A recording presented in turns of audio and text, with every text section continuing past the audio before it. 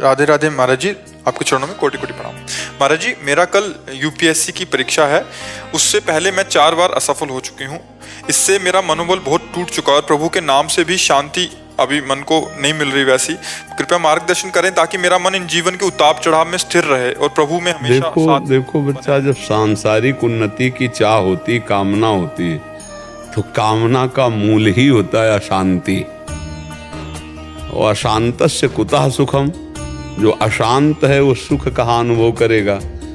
अब जितनी कामनाएं हैं वो सब भय और अशांति देने वाली। मैं इस परीक्षा में पास हो जाऊं, ना पास होंगी तो क्या होगा, इतनी बार फेल हो गई, फिर फेल हो गई तो मेरा तो जीवन बर्बाद हो जाएगा। कितनी चिंताएं, कितना शोक, कितना भय हमारे अंदर जागृत हो जाता है जब हम सांसारिक कामनाओं से युक्त हो जाते हैं। अब सांसारिक कामनाओं की पूर्णता के लिए जो हमें अनुष्ठान, जो पवित्रता, जो धर्म चाहिए वो तो है नहीं। अब आजकल ऐसी अपवित्रताएं चली हैं कि ब्रह्मचर्य की रक्षा करना, धर्म की रक्षा करना, आहार पवित्र होना, विचार पवित्र होना, ये तो सब है नहीं। अब कामनाओं की पूर्ति करने के लिए जो हमको अनुष्ठान चाहिए, जो पवित्रता चाहिए, जो चरित्र पावन, विचार पावन और भगवद स्मरण, वो है नहीं। तो अशुभ कर्म तो बहुत हुए हैं और अशुभ का नाश करने वाला भागवतिक कर्म है नहीं। तो हमारी पढ़ाई होने पर भी, हमारा प्रयास होने पर भी हमारी उन्नति नहीं हो रही है। उसके लिए किसी टोना टुटका, जंतुर मंतुर, कलावा, इनकी जरूरत नहीं है। जरूरत है भगवान का स्मरण करने की, आचरण की पवित्रता की। अगर हमारे आचरण, चरित्र पवित्र है और भगवद स्मृति परायण है, कौन सी ऐसी पढ़ाई है जो हमारी स्मृति को गिरा सके। अगर हमारी स्मृति बलवान है तो हर जगह हम निकलते चले जाएंगे। आज हमारा जो नया समुदाय बच्चों का है, स्मृति विहीन हो रहा है। बहुत बुद्धि है, स्मृति नहीं है, विवेक नहीं है, क्योंकि चरित्रहीन हो रहे हैं। चरित्रहीनता की होड़ लगी हुई है, चरित्रहीनता की।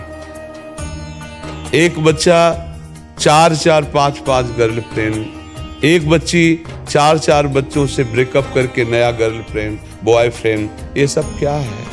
क्या है? चरित्रहीनता, ब्रह्मचर्यहीनता, चरित्रहीनता, अपवित्र विचार, अपवित्र चिंतन और उन्नति संसार की या पारलौकिक, ये शुभ से होती है।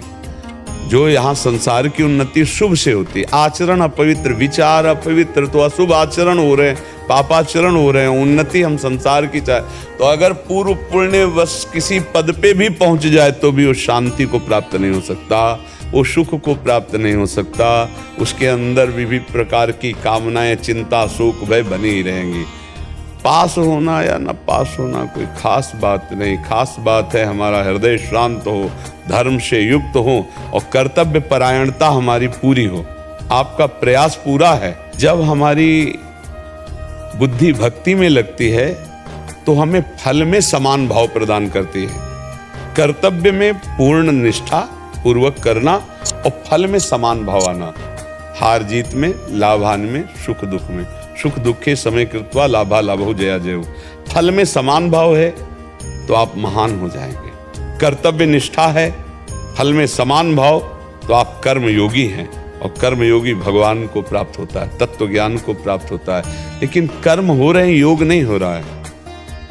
चरित्रहीनता, विचारों में अपवित्रता, भगवान नाम जप ना होना, मंत्रानुष्ठान बल ना होना, तो उन्नति किसके बल से चाहा जाता है? जैसे देखा जाता है कोई पापी आदमी बहुत लौकिक उन्नति को प्राप्त हो रहा है, ये उसकी सफलता नहीं, ये उसके विनाश का एक लक्षण है। जैसे किसी मरने वाले आदमी को, फांसी देने वाले आदमी को अंतिम इच्छा पूछी जाए ना, ऐसे उसकी अंतिम इच्छा चल रही है, क्योंकि पुण्य नष्ट होने दो, फिर इसके बाद देख लेना उसकी हालत क्या होती। एक धर्मात्मा पुरुष थोड़ा दुख में है, परेशानियों में, तो उसके धर्म का फल नहीं है, ये उसके पूर्व पाप का फल है। इसको नष्ट होने दो, फिर देखना कैसे प्रकाशित होता है, कैसे वो चमकता है। इसलिए हमें चाहिए कि हम कुछ नाम अनुष्ठान करें, चरित्र पावन रखें, विचार पवित्र रखें और परिणाम में समान भाव रखें। अगर परिणाम में समान भाव की ये आपको युक्ति नहीं आई तो बहुत हानि हो जाती है। जैसे बच्चे फेल हो जाते हैं, अब घर के लोग भी डांट लगाए, बाहर के मित्र उनके पास हो गए, अब वो देखकर उपहास करते हैं। तो ऐसे नादान बच्चे फिर अपने शरीर को नष्ट करने की सोच लेते हैं। ऐसे ही किसान, उसकी फसल नष्ट हो गई, वो फल में समान भाव न रखने के कारण फिर वो ऐसे ही है, कहीं भी पराजय में, कहीं भी हानि में वो ऐसे बातें आने लगती। मुझे लगता है कि इस तरह की भारी भयानक अपराध जनित घटनाओं से बचने के लिए अध्यात्म को जरूर स्वीकार करना चाहिए। हमें सत्संग सुनना चाहिए। चरित्र बहुत पावन, तभी आपका जीवन पवित्र रहेगा। हम इस बात पर बहुत दुखी होते हैं जो लोग ब्रह्मचर्य का व्यर्थ में नाश करते हैं। बिना गृहस्थ में गए पाणी ग्रहण संस्कार किए जो ब्रह्मचर्य का नाश हो रहा है, महापाप है। ये स्मृति का नाश करके शरीर को जर्जर करके किसी योग्य नहीं रखता। और आज के नए बच्चे इसी को सुख समझ रहे हैं, इसी को मनोरंजन समझ रहे हैं, इसी को अपनी उपलब्धि समझ रहे हैं। तो हमारी प्रार्थना है, जिन बच्चों को लौकिक और पारलौकिक उन्नति प्राप्त करनी हो, जब तक पाणी ग्रहण न हो ब्रह्मचर्य का पालन करें। पाणी ग्रहण हो जाने पर भी अपने चरित्र को पावन रखें और भगवत अनुष्ठान करें। नाम का, मंत्रों का और बहुत से ऐसे पाठ हैं जिनके अनुष्ठान से अशुभ का नाश होता है और शुभ, जो भजन शुभ है, वो हमारा लोक और परलोक सब मंगल कर देता है। सच्ची मानिए, जगत में और परलोक में उसी की उन्नति होती है जो भगवान का नाम जप करता है, जो भगवान के गुणों का गायन करता है। इह परलोक सकल सुख पावत मेरी सो भैया कृष्ण गुण संचु, हरिवंश महाप्रभु कहते हैं। यदि कृष्ण के गुणों का गायन करोगे, नाम जप करोगे, तो इस लोक में और परलोक में सदैव सुखी रहोगे। अगर फेल हो गए हो तो भगवान और मार्ग दिए, पता नहीं कौन सा मंगल विधान किए भगवान, आपको क्या बनाना चाहते हैं।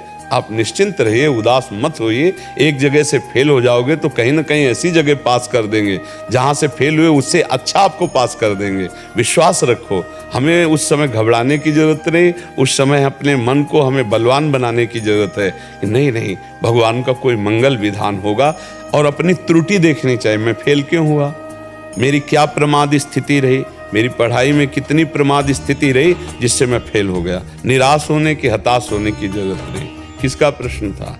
हाँ, तो निराश हताश मत हो बच्चा, पवित्र आचरण रखो, खूब नाम जप करो और कुछ ऐसे पाठ हैं जिनको आप करके भगवान से प्रार्थना कीजिए कि हमारी लौकिक उन्नति हो। कामना की पूर्ति के लिए अनुष्ठान पवित्र किया जाता है, जिससे जो चाहोगे हो जाएगा, पक्का हो जाएगा। अनुष्ठान व्यर्थ नहीं जाता है। जब पाप कर्म व्यर्थ नहीं जाता, वो दंड दे के रहता है, तो शुभ कर्म कैसे व्यर्थ हो जाएगा।